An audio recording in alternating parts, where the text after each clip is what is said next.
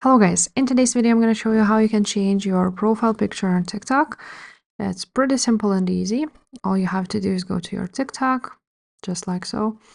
And now if you want to change your profile picture, you can either hold your finger on top of your profile picture for a few seconds, just like so.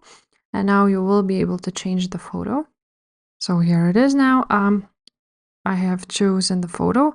Now you can also post this photo to your story if you want to and choose, let's see how it looks like.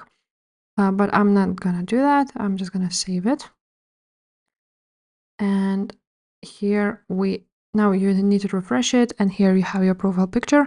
Another way to do this is go ahead to edit your profile and click change photo at the top. And now you have few options. You can take a photo, upload a photo, or view a photo. And just choose an option which fits you the best and upload a photo, and like so it will change. If this video was helpful, please leave a like, subscribe to this channel, and I will see you next time. Bye.